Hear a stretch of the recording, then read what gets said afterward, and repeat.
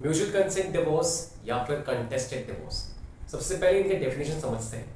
Mutual consent divorce में होता यह है कि हस्बैंड और वाइफ दोनों ही आपसी सहमति, प्रॉपर बातचीत करने के बाद, सारी चीज़ें डिसाइड करने के बाद एक कंक्लूजन पे आते हैं कि हम साथ में नहीं रह सकते और इसीलिए हम डिवोर्स के लिए चाहिए।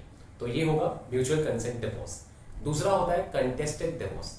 अब कंटेस्टेड डिवोर्स में कोई एक पार्टी जिसे दूसरे पार्टी के साथ नहीं रहना है, रीजंस कुछ भी हो सकते हैं, जैसे कि दूसरी पार्टी का किसी और के साथ अफेयर चल रहा है, दूसरी पार्टी उन्हें बहुत ज़्यादा मारपीट करती है और बहुत सारे रीजन हो सकते हैं।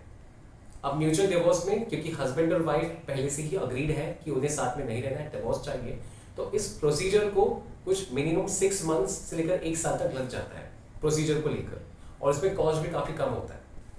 On the contrary contested divorce application का कोई फिक्स टर्म नहीं होता है, ये बहुत टाइम ले सकती है, 3, 4, 5, 6, 10 साल, उससे ज़्यादा का टाइम ले सकती है। अब इसमें इशू होता ये है कि बहुत सारे इश्यूज हैं एप्लीकेशन में जो रिजॉल्व नहीं होते या जिन्हें रिजॉल्व होने में वक्त लगता है। मान लीजिए कि आपने डिवोर्स एप्लीकेशन फाइल किया है on the basis of domestic violence. अब मान लीजिए आपने इस डोमेस्टिक वायलेंस में आप मेंटेनेंस मांग रहे हो, आप कॉम्पनसेशन भी मांग रहे हो, और आपका अगर बच्चा है तो उसके लिए आप भी मेंटेनेंस मांग रहे हो।